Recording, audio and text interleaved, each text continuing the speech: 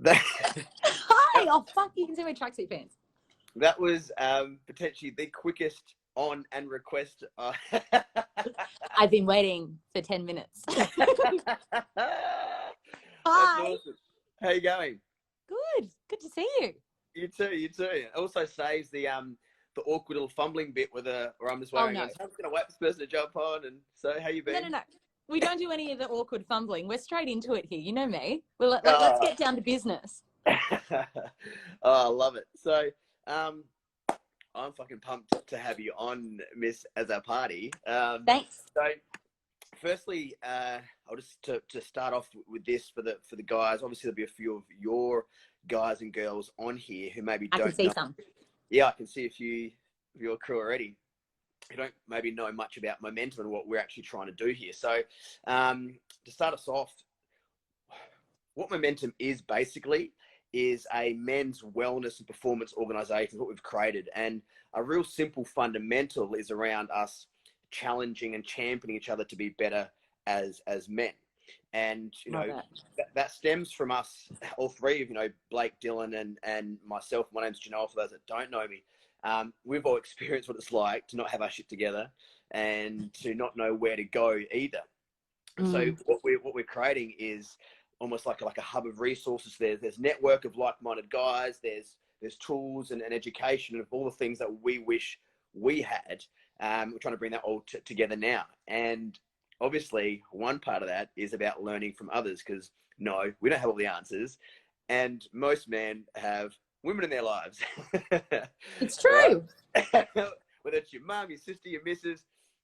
And it's such an important component. And I know, and let's be honest, like a big part of, you know, what we do in life is you know, always ingrained, intertwined with women. And so we also have, you know, the Men with Momentum series, which is on the other weekends. But tonight with you, with What Women Want, is us learning from women. And, you know, we love getting women, girls, ladies, whatever, on who we, you know, love and respect in the space, and just start probing, you know, you for any insights into, you know, obviously, you know, for us as men, as, you know, well, how can we show up better? But also because, you know, there's also lots of women watching, and there are some of our workshops that are designed for women as well. And like, well, how can women, you know, support us as blokes? It's sort of, you know, it's that dance. And obviously, you know, you doing all sorts from your podcast and your manifestation and working with women and modeling and everything. You're surrounded by women, and you happen to be quite intuitive. So, it's true. Thank you so much. Oh, that's all right. And this is a great chance for us to flip it over, because normally it's you asking me, and I'm talking all the time. And so this time, I know. I can't wait. I'm like, I'm expecting big things here, Janoah. Like, ask me the hard-hitting shit. Yeah. That'll be soft and cruisy. So, firstly, I always love to start with, you know, it's always a bit of a change from what you used to look for in guys and what you and your friends used to look for in guys. And you've had a pretty solid, you know, evolution and change in yourself. Yeah. And obviously with that, I'm assuming would come a big shift in awareness of maybe what you used to look for, maybe wasn't the right thing, and what you look for now in guys. I'd love to hear a bit around whether it's you personally or maybe you and your girlfriends. I know you're in a long-term relationship. You know, how's that changed? So maybe what did you used to, you know, look for in guys, and how has that shifted and why over time? So interesting, because I've never really thought about this, because I have been in my relationship for coming on to 13 years now. And that's obviously gone through evolution over time. But I guess in the early days, like when I was in high school, what I used to seek out in connection with men in my life, be it, you know, from a romantic place or just, I've always been a woman who has a lot of male friends. So I would always be attracted and drawn to kind of characters, you know, with charisma, and they make me laugh, and that kind of, I guess, even like larrikin sort of energy where, yeah, it was just like that kind of, this dynamic, you know, that. Whereas what I've actually found is, especially as I dive more into the personal, Paddy, Janoah, I won't get a word in, the personal development work in my own personal life, it's totally shifted in what I'm seeking from the men in my life. And this isn't just from a romantic perspective. This is from the male friendships that I have. This is from, you know, my male family members and these sorts of things. I seek now space holders, men that really listen. And I'm talking like active listening, not just being quiet and letting me speak, but active space holders where they're actually taking on what I'm saying and they're able to hold that and they're able to support me through that. I am seeking through them, all of the men in my life, a level of compassion, because the deeper that I evolve and I do work on myself quite quickly, and there are many iterations of me, I need the men in my life to actually understand that, actually be able to honor the changes in me, my cycles, my rhythms, my emotions, because I'm like this, because I am constantly flowing, and but really being able to hold me in that feminine energy by like holding me in their masculine, if that makes sense. So it very much is now an energetic exchange as opposed to just, oh, that guy's really funny, makes me laugh. Yeah. All right. So I'd love to delve a little bit into the piece around holding space that you touched on, because also that is a great concept to explain what that actually looks like. So as a guy, so you're like, hey, I need you to hold space and listen, and, you know, and the things you explained just then, what does it actually look like? So how do I do that? Yeah. So holding space is so, so important in any dynamic, whether you're woman on woman, man on man, whatever it looks like. And space holding to me it is that concept of actively listening. It's being able to hold a conversation without interjecting with opinion, advice that's unsolicited, any kind of personal anecdote. It's really just allowing someone to come to you and share what's going on for them without any need to interject. And a good space holder would say things like, I'm with you, I hear you, how does that feel? Do you want advice? So rather than going, this is what you should do, oh, this happened to me and this is what I did. It's like, I actually don't need that in a space holding session with anybody. It's, I just need you to hear me and I need to feel that I've been heard. And that does me so much more good, and does anyone on the receiving end of space holding so much more good than projecting your shit on them in an unsolicited manner, even if it comes from a good place, because it's energetically leaking and it can create more kind of tension, resentment and exhaustion without us even intending to. Yeah, well, it's huge, and it's taken me a long bloody time to get my head around that concept, because even now I still have that urge, especially as, you know, as part of, you know, being a bloke, and part of my masculine energy is to be that problem solver and fixer, and that's it's also what, you know, us as men feel like we kind of have to do. We have this idea that we are the fixers and the solvers, right? And so, you know, that's our default, is to always come back and it's amazing how difficult it actually is in a conversation to, like, the amount of times, you know, I'm chatting and I'm just like, I just want to try and give some advice. I'm like, no, shut up and just listen. I've said it to you before, haven't I? I've been like, I don't need to be coached right now. yeah. No coach, just listen. And that's it. And it's amazing how, when you think about it, it's actually quite simple. And I think it was a friend, it was a female friend, and she, her bloke had been doing some work, and they were sort of breaking up and looking to get back together. And she goes, the one thing that shifted was she was, you know, venting something, and he goes, I just want to acknowledge that you shared this, and that's it. And I hear you. And she goes, I almost fell off my chair. Like, and that was and it was just something so simple, right? Yeah.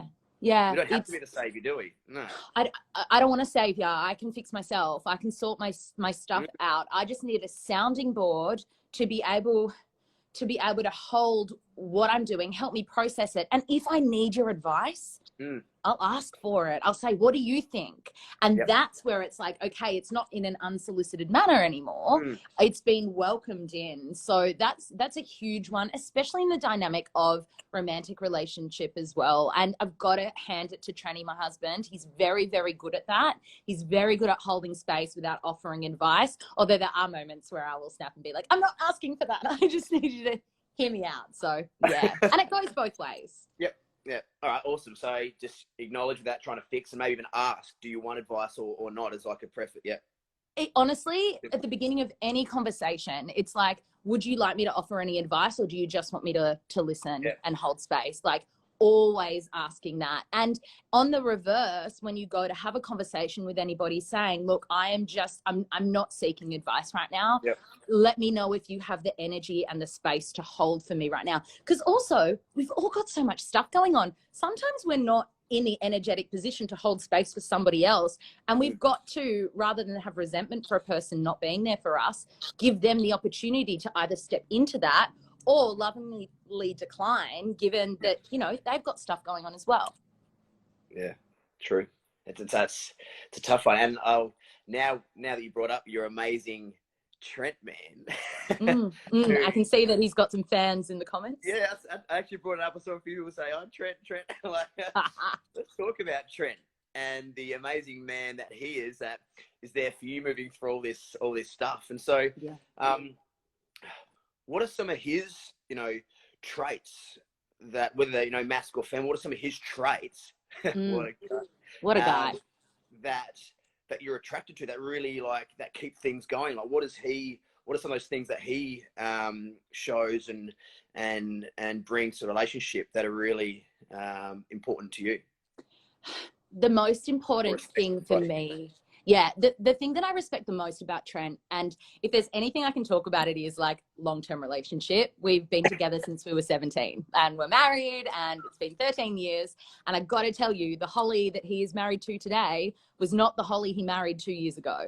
Like, my growth game is so intense that, like, even I was saying to you before, like 5 weeks ago, Holes is a different Holes to who's showing up.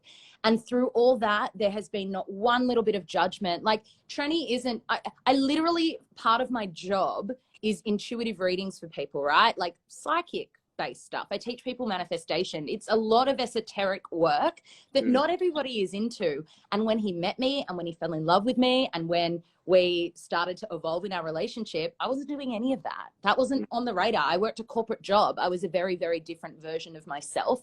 So for him to be totally loving and committed to me and without judgment through all of the iterations of myself, while it might not be all for him, like, he doesn't sit down and do a vision board with me. He's only just started meditating because of momentum, because of you guys, like 2 months ago. But he's always been the type of person to be like, whatever makes you happy, I'm there for. He's my biggest supporter. And I can't ask for more than that in a relationship, because I know I am so erratic in the version of myself that it's my Gemini rising that you're going to get, that it could be hard to keep up with. So that's the piece about him in our relationship that I am most grateful for. Well, then that tends to be sort of, you know, representative of feminine characteristics anyway, of being a bit emotional driven and wild and flowing and up and down. And and as a guy, we don't need to always understand it or even, you know, buy into it in a sense. Like, that's not what you need from us always. It's like, look, just let me do my thing, right? So, like, you don't have to get it and love it. You should. Yes. I'm just seeing the love for Trent in the comments. It's so great. It's like, guys, I can't wait for you guys to shower the love for me in the comments. Like, cannot wait. It'll come. It's the truth. It is. This is very much the embodiment of masculine, feminine energy. And I know that we wanted to dive into that tonight. So should we go there right now? Why not? Why not? Let's do it. Who's leading the conversation? Well, it was a bit of a joke. Because obviously, those that know Hollie know she, you know, is great at speaking. And I was almost going to put my face up on a board and ask one question, just nod every now and then. Just go no, I can run this show. It's fine. Yeah, no. But you're right, Janoah. Like what you were saying in terms of the embodiment of feminine energy is very much this fluidity. It's being able to go through your seasons, sometimes all 4 seasons in one day. And it's experiencing emotion and allowing yourself to feel fully when emotion comes up.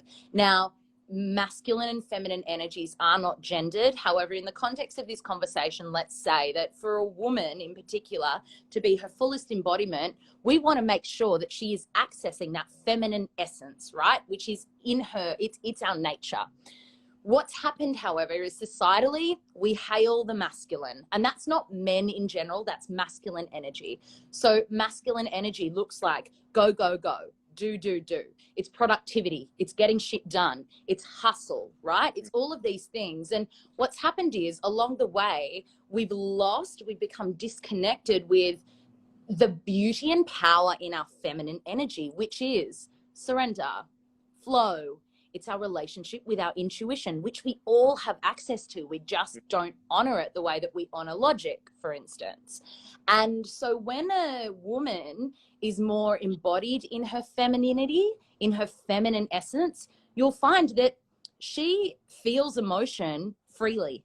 So she'll probably be, I mean, society might deem her as erratic, or there's the labels of, oh, she's PMSing, or she's just a bitch. It's like, actually, no, she might be embodying her wild woman archetype today. And that's okay. She might be really in the process of grieving a version of herself. Like, literally, I was in grief for like a month, like just recently. And it's just being able to recognize that, I guess, where society has labeled these things as bad, because I see it. I coach women. I work with women. I have a lot of women in my life. I love women. We are so hard on ourselves when it comes to these innate parts of ourselves. It's our essence to feel fully. It's our essence to have the wild woman aspects come out. And for the men in our lives to actually hold us in those, allow us to feel rather than judge us for those feelings, it's a total game changer, because then we can start to actually fully embody the beautiful essence of our femininity. And the men in our life, be that our lovers, our partners, our brothers, our friends, they get to receive the benefit of that when we're fully embodied. So it's an absolute game changer when it comes to the male, female, and masc fem dynamic.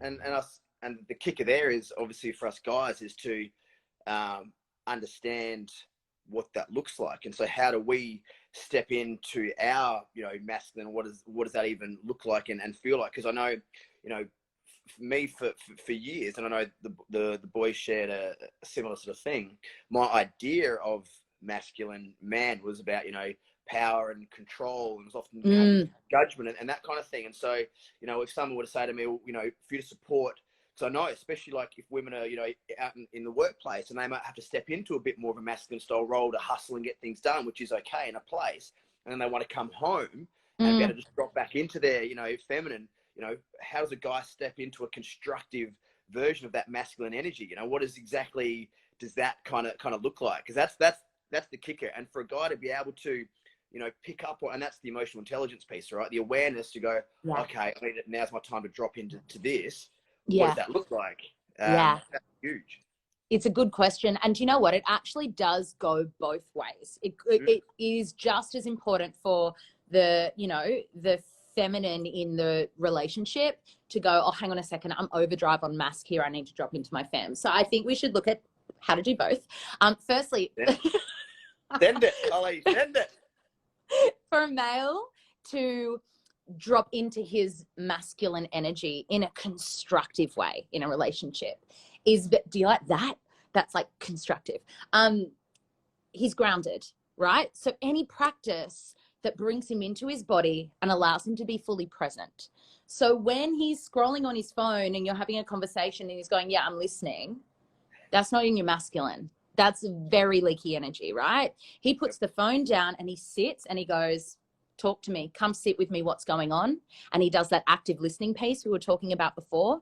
And then he actually maybe pays attention to what you're saying. And then a couple of days later, he's like, I've been thinking about that thing that you mentioned and I bought you this gift, or whatever it is, whatever practices allow you to be present, grounded in your body, to be able to provide full support, that's productive use of masculine. Also, things like doing things. Honestly, something for me, because I very much, for the majority of my relationship, was in masculine energy. So I'd go and I'd work my corporate job and I'd get shit done. And then I'd get home and I'd organize the date night. I'd organize the weekends away with people. I'd be doing all the planning and things. And then I'd sit back and go, Trent doesn't do anything. No, I didn't give Trent the space to do anything, right? So if we want the men in our life to step into their masculine, we actually have to give them the opportunity to step into their masculine. Because if we're emasculating them by doing all of the things, because otherwise it's not going to get done, because that's the way it's always been, and this is where control freak tendencies come in, we've got to actually step back and let them step in and up. And sometimes they might not. That's the fear. The fear is, oh, but if I stop planning the date nights, if I stop booking the holidays, if I stop doing these things, then he's not going to step in and then our relationship's going to fall apart. And it's like, no, actually not. It could go the other way. What actually happened with me when I learned about this concept that Blake is commenting, this concept of surrender, which is, what is this surrender piece? The circuit breaker to us being in our masculine is to surrender and to embody surrender, right? So what I ended up doing is, after say 10 years of being in my masculine in the relationship, which then meant Trent was in his feminine, because that's the nature of a relationship. Otherwise you're going to have two people in their mask or two people in their fem, and there's just not going to be a dynamic. That's dynamic. Yep, clarity right there. So, yeah, right? Yin yang. I stepped into my fem, but I didn't have a conversation with him about it. So we were both just walking along in our fem, like nothing was getting done. And I started getting frustrated because I was like, hang on a second, he's not stepping up. And it's like, no, I haven't even spoken to him about the shifts that I've been making. So it's actually got to go both ways. And we sat and had a conversation. I said, look, I'm actually noticing my control energy seeping into all matters of my life, including the relationship. I'm going to take a step back, and what, not productive, but what would be amazing is if you could kind of step in as well and we can work on this together, because at the end of the day, you're a team. And that's what's happened. That said, I know I'm hogging the airtime. I promise I'll pass to the next question, but I just really care about this. No, this is designed to hear you talk, not me. So yeah, okay, good. I'm not used to it. Continue. So weird. That said is, remember that masculine and feminine energies aren't gendered. So there are moments in our relationship that I need to step into the mask and carry that flag for Trenny to step into his fem and have that time, because Trent is also a chiller, right? And that if you're a chiller and you kind of go with the flow and you are naturally surrendered, you're going to be more in your fem. So it is reading the other person and matching where their energy's at, and always making sure one of you is more in the other. It's not a 50-50 split. There's so much to it. Yeah. And navigating your way through that as a guy, and I think for a lot of us guys, one of the things we struggle with is that level of awareness, right? We sort of do what we do, and I still, I've shifted through both heavily from being like, heavily forcing myself into that powerful masculine, when I was a bit younger. And then I remember there was we went through this, what was it? The snag, in a sense of new age guy and the metrosexual kind of thing. Oh, like, yeah. oh, that's what a girl wants. She wants a snag guy and blah, blah. And I went too far down that bloody path. And I fucking lost my natural, mask energy. And then it didn't do that much for me either in terms of attracting women. I was like, I'm being this nice guy that you're supposed to be, right? Or, sensitive, and it was too far the opposite way. And I had no awareness. I was just sort of following at the time, maybe the circle of friends I was in, or what I was exposed to. And I guess that brings up a little bit of what we touched on before, which, to explain the importance of that polarity, which is what you were talking about, is in having that conversation. It's like, well, if he's in his family and you want to step into it, you need to have that conversation so he can step out. And, that in turn, what that is all about is obviously, for that attraction and that sort of zing, you need to have mask and femme. You can't both be the same, or things don't play out. Yes, this is the piece. And that exactly what I was going to say. Like, when it comes to attraction, you naturally want, and this is obviously in the nature of a heterosexual relationship. However, in homosexual relationships as well, the dynamic is the same. You want to have, especially in the nature of attraction, someone more embodied in their feminine and someone more embodied in their masculine, because that is I mean, when you are not in polarity in a romantic relationship, you're not having sex, or you're struggling to have sex, because you've just got to have both. It is yin and yang, light and shade, sun and moon, like masc and femme. It's just the way. And so what can happen is, in natural attraction, like it's not really the law of attraction, but we can call it that. The nature of like attraction in a physical sense is, you've got someone in a femme, someone in a masc, you're drawn together, you're having a great time. And then over time, you can kind of, the dynamic shifts, especially if you've been with someone for 13 years, right? It can change, you grow, you're different. I'm way more in my femme than I've ever been in my whole life. And so to be able to keep the glue of the relationship together, and a big part of that is obviously physical chemistry and attraction, you've got to prioritize that masc and femme dynamic, because otherwise it just becomes friendship, housemates, you know? Well, that's what you see a lot now, where you sort of almost look at relationships like they're kind of an arrangement. It's sort of, they've lost that, and it's just like, well, we get along well and I still like you, but we've lost that zing, and you know, what is it? And there's a chance that could be a big piece of it. I think it's a huge piece. I think that working at it is the scary piece, and I really truly believe that people would rather let it go than do the hard work, because passionate holes, it's hard work. It's hard to look at your shit, and it's easier to go, oh, we just don't anymore. Like, that's just the way it is. I would ask people if or when they get into that space, have they actually looked at their stuff, like really looked at their stuff and unpicked it in how they're showing up in the relationship and what they're bringing to the relationship and what they're not bringing. I mean, I'm talking from experience.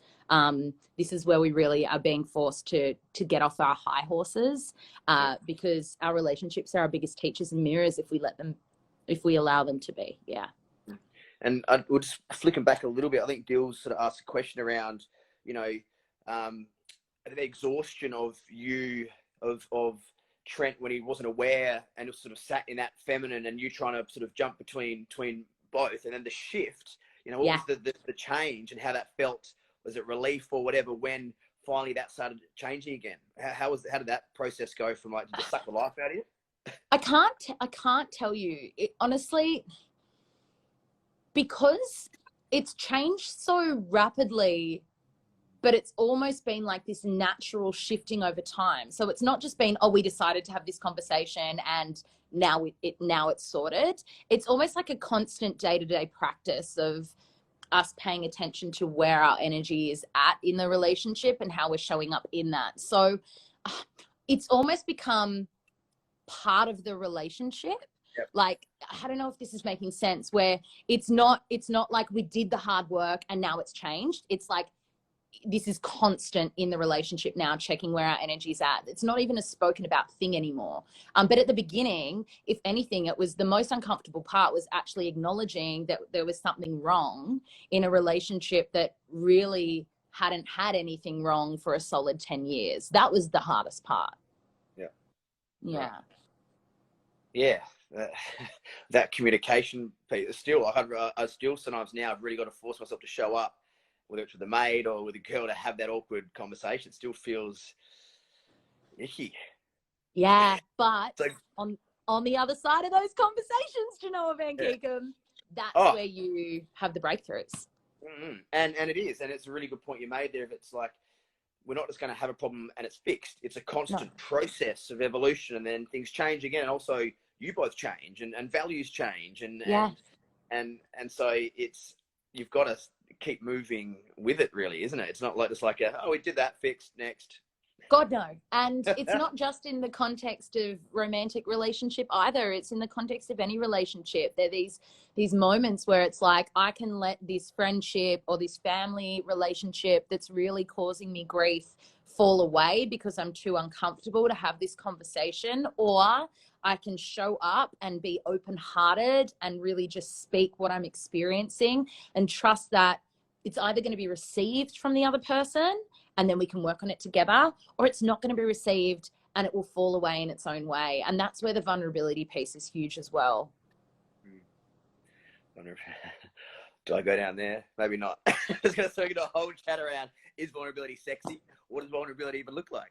Tell us all about it. That's a big part of what, and you know, one of our pillars is masculinity, and Dill talks a lot about that in his area, and he does lots of wellness talking as well, and that whole concept of being vulnerable as a guy almost goes against most things we're taught, and it's still like this level of like, you know, for us to, you know, not have the answer, or to show that we are weak or that we are suffering or not feeling okay, feels like a weakness. How does that look like for on the other side for women? Because I've also had, you know, some women that almost don't even allow the male to be vulnerable, because they sort of almost half expect it. It comes from both ways, right? We put this front on. I know there are some women that still almost expect that as well from the guy in a weird way. So it's quite difficult. But I'd love to get your take, and you know, from obviously the women you've worked with, what is vulnerability? Is it attractive? Like, what does it look like? And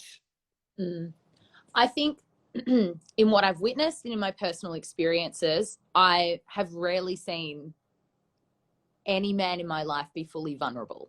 And that's a confronting thing to say. And that's literally just dropped in speaking it out. It's like, when has a man been fully vulnerable with me? I could count on one hand, if even that. So that speaks volumes. What I feel goes hand in hand with vulnerability is being open-hearted. And that piece is the piece that I know women are seeking from the men in their life, be it their partners, be it their fathers, be it their mates, be it whatever. Is like, just speak from your heart. Like, get out of this. What are you feeling? Talk to me about what you're feeling. And as women, we are very good at this. We talk about the feelings. It's innate. It's in us. It's part of the feminine essence, right? We feel things fully. So for men to actually step into their vulnerability, that's like a drastic leap from not being vulnerable at all to being like, okay, I need to be vulnerable. It's like, how do I even begin? So rather than that drastic leap, what I feel would be almost like a gentler approach is to start to practice having these courageous conversations with people in your life where you're actually speaking from your heart. And you'll know it's your heart speaking because you don't actually have to give it thought. It just kind of comes out. And a good thing to get into the habit of, if you don't even know what your heart sounds like or how it speaks to you, because heart, love, intuition, it's one and the same, right? Is literally taking to your journal and like, what's on my heart right now? Using that as a prompt. If I spoke with an open heart, what would it say? What would he say? Who would he speak to? You know, because if our men can drop into that space of getting into their own communication with their heart, and then slowly, gently sharing that with people who are close to them in their lives, that's when the vulnerability is just going to kind of naturally evolve, as opposed to, you're really struggling, why aren't you crying in front of me? Because I feel like that's the piece that men expect. It's like, go from not crying to crying. It's like, oh my God, there are so many steps before that piece. It's a slow, you're right. We can't, you know, 30 odd years of conditioning and this idea of what we need to be isn't just going to be changed by you pushing. And if we get pushed or criticized, or, you know, feel like we're getting, you know, shoved into something, we're going to fight. We're going to push back, and we're not going to open up as such. And so, you know, us as guys, we, you know, want to be admired and feel appreciated, and that kind of a, you know, and so almost even softly, like saying things like, oh, I find it really, you know, sexy when you're honest with me, and, you know, even little things like that to sort of start creating that. We want to be attractive, and we don't want to be sharing our sob story and be suddenly like we're not attractive anymore. So from a women's point of view, like, to how to you know, you support a man stepping into that is to, you know, reinforce that I find it fucking attractive when you are honest to me, you know, when you do that, you know, that kind of a stuff. Because we'll be like, oh, okay, so she kind of likes that, you know, maybe she finds it sexy, and maybe she admires that, you know, that ability of me to put it out there. That's a great way. I know personally, and for blokes, that's kind of what we're also looking for, because it's sort of, I know, if, you know, just getting told, well, just open up, come on, like, it's okay to cry in front of me, like, that's not going to necessarily, that doesn't do it.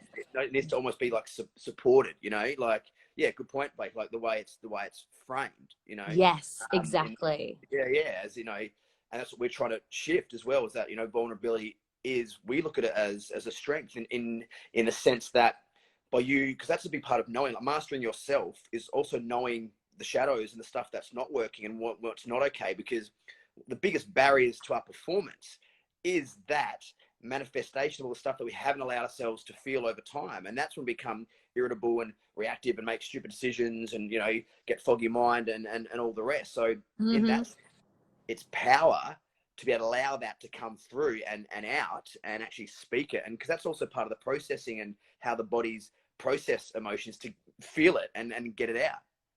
This is it, right? Like if we are so quick to jump from one emotion to the next and like suppress, and men and women, right? We feel the sensation, and then I'm learning this in my studies at the moment. So emotion is story attached to feeling. Okay. So what we end up doing is something feels uncomfortable in our body. We might feel a tightness in the chest. We might feel like tears well up in our eyes. We might feel like a drop in the stomach, something uncomfortable. And rather than actually just breathing into that discomfort, allowing that feeling to move through us, we go, shit, what's happening here? I don't like this feeling. Oh, it's probably anxiety, and it's probably because of this thing that happened 3 years ago. And, blah, blah, blah, blah, blah, blah. And then we get into story, and it kind of just makes things worse. Not kind of, it does. And then we go, that is too hard, basket. Don't want to look at that story. I'm going to file it away for another time. And then it goes, and we're carrying around all of this stuff that's actually something like 95% of our mind is subconscious. We're not aware of it. And we just keep filing shit over there, right? And it's like if we actually paid attention to the feeling and the sensation in the body as it arises, and I know you talk all about this when it comes to like, you know, the body scan technique and these sorts of things. If you feel it and just move through it, then sometimes the tears will come in that moment, or the vulnerability will be expressed just in your own space. And then you can process it on the other end of it. So that's something to think about as well, is like, where is the physical response of your body or the feeling becoming unnecessary story where you can actually feel it in the moment and move through it? That's a huge part of what we've realized as well for us guys, is trying to get ourselves back into our bodies, right? That's really to like, all right, okay, what is actually going on here? Because that's the truth, and that supports everything you just were on about there in terms of how our bodies process feeling, and that's obviously a bit of David Hawkins there, a bit of letting go as well, that little process. A little bit of the scale of consciousness, maybe. I don't know. do you know David Hawkins? I know.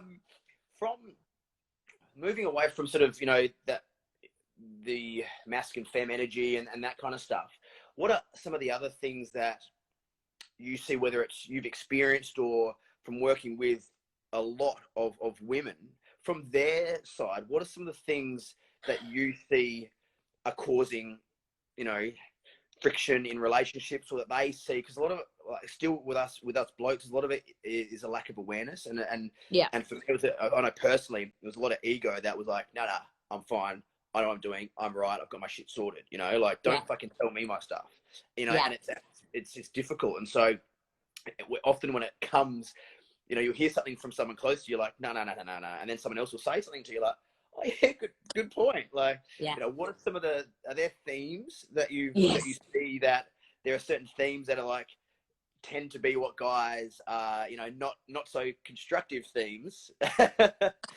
She's nodding. Take us through what you see in the space. I say this all with so much love. Precursor. Take it with love, mate. All right. Okay. So the gaslighting piece is huge. I feel like it's not a conversation in this arena if we don't address gaslighting. And this has been something that I'm becoming more aware of, that's been a consistent theme in my life through pretty much every man that I've ever come in contact with. Every man I've ever loved has created some level of gaslighting in my life. And when we talk about gaslighting, basically what I'm realizing is it can be very unintentional. It can come from a place of, shit, I didn't realize when I said that it created the response in you. But it's the definition of gaslighting is something along the lines of emotional manipulation, where the person that you're in conversation with makes you doubt your sanity, basically. And I've been gaslit my entire life by men very, very close to me. And I'm getting emotional, but it's not a Hollie Azzopardie interview if I don't. And you can see the response that it has in me. And this is from, I think, a lot of places that are, I mean, it's not necessarily well-meaning, but it is unintentional. Men, when they cast judgment for you being yourself, it just as your essence, and as women, it's things like getting emotional. Oh, she's crazy. She's nuts. Or asserting boundaries, or not wanting to be in the game playing of the dating scene, or any of these sorts of things. It's very, very natural. And I see it, and I don't think it's a generalization for people to be like, oh, she's just hyper emotional. Oh, she must be on a period. Oh, she's a psycho. She's a bunny boiler, you know? And it's just this common, and I get it. I'm the drama queen. I'm the highly emotional one. I get it about Trent. Trent's a solid guy to be in a relationship with me. Gaslighting, gaslighting, gaslighting. I sit there and I go, okay, what does that say about me? You know? And I know that a lot of the time it's not ill-mannered. It's not meant to cause any sort of like malicious intent. It's not, there's not malicious intent in it, but only because those conversations are so common. They're so common. And then as women, we feel like, what's the point of even speaking up? What's the point of even standing up for myself here? Because I'm just going to be labeled again as the dramatic one. I'm just going to be labeled again as, oh, that's just typical Hollie, you know? So the gaslighting piece is big. But if we can have these courageous conversations with the people in our life where we're feeling this come up, or if we don't feel safe to have those conversations, asserting some very solid and clear boundaries where we're recognizing that this is the dynamic of the relationship with this man in my life, and he's not going to change. So I'm either going to continue to show up in that relationship, or I'm going to lovingly create distance because my energy can't handle it anymore. It creates some serious damage over time. And it's sort of, I know exactly what it feels like to be doing it, right? And it comes from that almost that reactive defense mechanism of like, no, it's not, like, it's not me, it must be something, you know, and flip it around. It's like almost like it's not me, it's you, you know. It's the flip, it's the flip. And it's so simply done often, like, and you know, it's like back onto you, and that protects us in our ways, and that's often quite ego driven, and it's and it's destructive. And you know, by seeing your reaction there, how destructive that can be, and without any awareness around it, you know, and often you'll just, as people just take it on, it'll just boil up. Yeah, and you don't know what you don't know. But the beautiful thing about conversations like this is, especially as men, and this is why it's like amazing to have these conversations, because when you know better, you can do better. So it's like catching yourselves in the moments of, oh shit, is what I just said like gaslighting? Like, how did she actually feel receiving that? Because women, we're sensitive, and we are vulnerable, and we are emotional, and that can be celebrated, right? That can be celebrated. It doesn't have to be this place of judgment. And I do see with a lot of clients in my life, especially in their romantic relationships, they don't feel safe to fully embody the spectrum of all of the female archetypes, like the wild woman, like the all of the other ones, because it's like, oh, we're celebrated for being mother, we're celebrated for being maiden, we're celebrated for being the good girl.